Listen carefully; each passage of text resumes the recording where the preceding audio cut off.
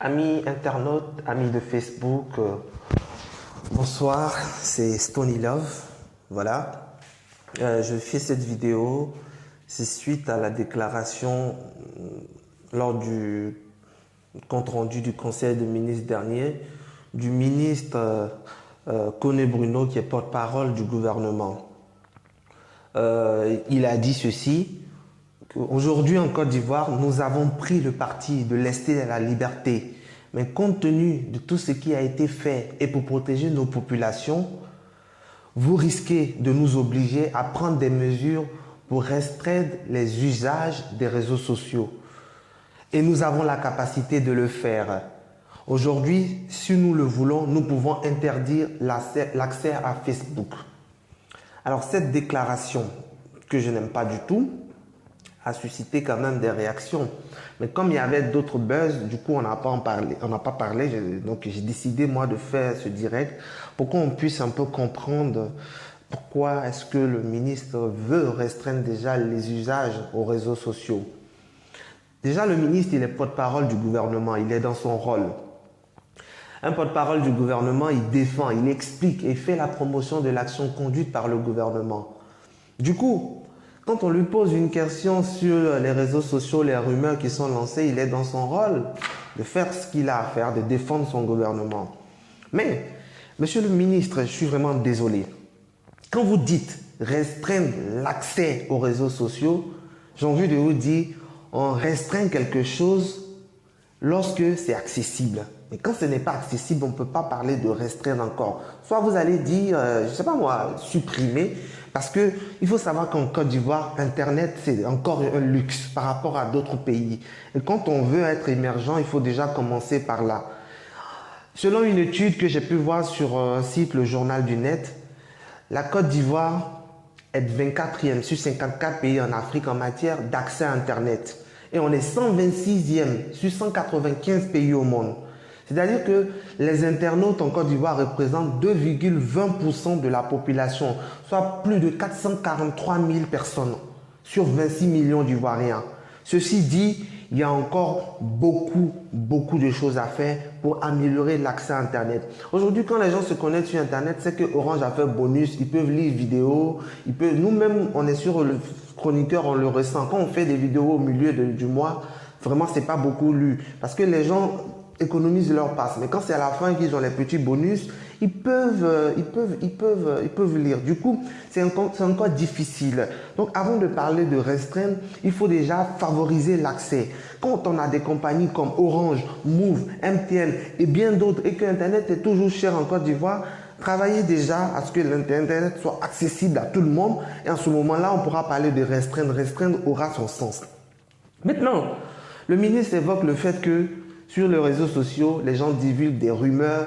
Il y a trop de gens qui passent leur temps à dire n'importe quoi. Ils veulent donner leur avis sur tout. Ils se croient tout permis.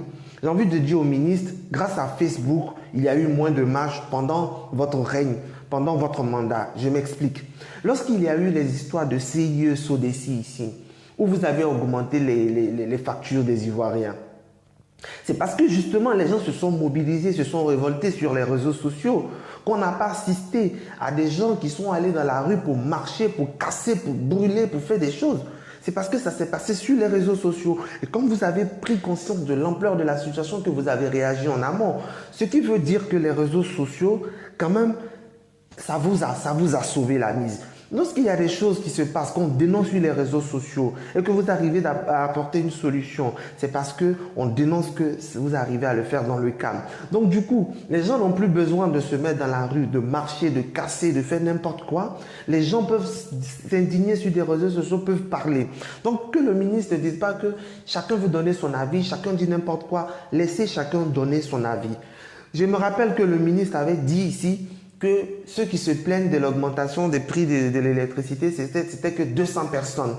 Donc, si tu veux restreindre l'usage de Facebook, tu as tellement peur de ces 200 personnes-là que tu veux tout interdire. Mais tu dis qu'ils sont que 200. Donc, il faut laisser les choses rouler. C'est les 200-là qui te font peur comme ça. Non, monsieur le ministre, je ne suis pas d'accord. Quand vous parlez de rumeurs, mais je suis étonné que le gouvernement qui maîtrise tous les canaux de communication en Côte d'Ivoire, jusque-là, il n'y a pas de libéralisation au niveau de la télévision. Vous avez accès à tout ce que vous devez avoir.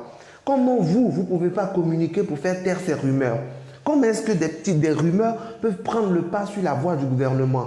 C'est parce qu'entre le gouvernement et la population, il y a un fossé infranchissable. Vous voyez, il y a un fossé infranchissable. Et c'est parce qu'il y a ce fossé-là qu'il faudrait combler ce gap-là. Il faudra se rapprocher de la population et vous pouvez le faire à travers les réseaux sociaux. Quand il dit plus tard que oui, ils vont sensibiliser, ils vont parler aux gens et si après les gens ne veulent pas, ils vont restreindre les usages et puis ils vont poursuivre ceux qui s'attendent. C'est-à-dire que tu ne peux pas déjà parler de sensibiliser et d'ici après, on va vous sensibiliser avec qui? Vous sensibilisez avec quoi? Avec justement les gens qui sont sur les réseaux sociaux, les gens que vous appelez les 200 personnes là, les chroniqueurs là. C'est avec eux que vous pouvez travailler. Donc, pour établir ce lien avec la population, si on dit qu'il y a une rumeur, pour faire taire ces rumeurs là, créer une cellule de communication qui va travailler avec ces chroniqueurs, avec ces pages qui sont suivies par des Ivoiriens qui sont aimés pour qu'ils puissent relayer la bonne information. Comme ça, la population que vous dites qu'on empoisonne avec des rumeurs sur Facebook là, sera en même temps informée aussi des vérités.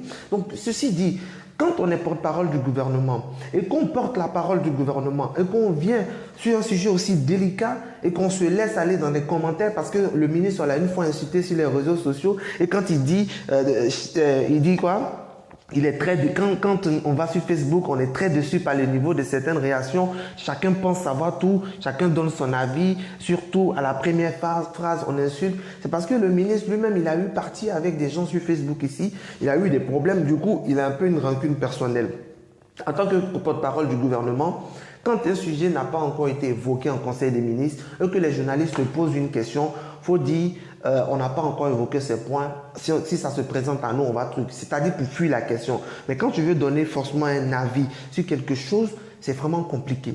Parce que les vrais problèmes du pays, là, vous laissez ça à côté et puis c'est des faux problèmes comme ça, vous venez mettre dessus. Attends, mais si les militaires sont en train de faire leur grève et puis que RTI ne monte pas et puis que les gens qui ont leurs parents à Boaké là-bas, ils ne savent pas ce qui se passe. Et puis ils sont aussi sur Facebook, on leur dit ça tire à Boaké. Mais c'est normal qu'ils puissent s'informer sur ces pages-là parce que ce sont les seuls qui communiquent. Si RTI décide de faire bouche fermée, décide de faire silence radio, et puis on ne sait pas avec qui se tourner. Après vous dites que la RTI n'est pas une chaîne d'information continue, c'est une grille, c'est patati, c'est patala. On est d'accord. Vous avez décidé de libéraliser jusqu'à ce moment, on ne voit rien. Bon, on espère que ça va aller. Mais quand les réseaux, ou bien quand les télévisions ou les radios ne font pas leur travail et que les gens, le seul moyen qu'ils ont pour s'informer, c'est sur les pages sur Facebook, mais écoutez, vous aussi, soyez un peu plus fort sur Facebook. Allez sur la page du gouvernement, allez sur la page des RTI, une page de télévision nationale, une page de gouvernement national. Quand tu publies quelque chose, il n'y a même pas 200 j'aime, il n'y a même pas 50 partages. C'est-à-dire que vous vous en foutez de cet aspect-là. Vous, c'est à la RTI, vous allez parler seulement. Donc, vous pensez que les réseaux sociaux, ça ne travaille pas. Barack Obama a gagné ses élections grâce aux réseaux sociaux. C'est pour vous dire une chose, que le président turc, il a sauvé son pouvoir grâce aux réseaux sociaux, grâce à FaceTime. Aujourd'hui, les réseaux sociaux sont un puissant canal. Et c'est parce que vous le savez que vous ne voulez pas que les gens parlent, vous ne voulez pas que les gens l'utilisent. Mais on va parler pion. On va parler pion. Et quand on parle des choses qui ne sont pas bonnes et que vous voyez là, si vous savez qu'on insulte, laissez la partie où on insulte, apprenez ce qui est bon là et puis faites. Maintenant, si vous savez qu'il y a des rumeurs, travaillez avec ces pages-là, travaillez avec ces chroniqueurs-là pour informer la population. On ne va pas à la défiance, on ne menace pas les gens. Parce que si tu veux menacer que tu vas fermer, peut-être c'est encore du voix, tu vas fermer, mais il y aura toujours quelque chose. Parce que quand tu veux faire taire une rumeur et que tu fermes tout ça là, tu es en train d'amplifier la rumeur. Les gens vont se dire pourquoi il a fermé les réseaux sociaux. C'est-à-dire la rumeur était vraie. Donc du coup, on ne bande pas les nues sur ce genre de choses-là. Monsieur le ministre, gagnons à sagesse, soyez un peu plus sage dans vos propos. Et puis il ne faudrait pas que les petits trucs comme ça sortent de votre bouche. Vous voyez, ça ne fait pas bien. Hein? Monsieur le Président, quand vous choisissez votre porte-parole du gouvernement, souvent aussi là, dites-lui ce qu'il doit dire, ce qu'il ne doit pas dire. Parce que c'est votre nom aussi, il peut gâter. Voilà ce que j'avais envie de partager avec vous par rapport à cette situation. J'espère qu'on a été clair, tout a été compris. Si tu es d'accord avec ce message, il faut partager, il va comprendre.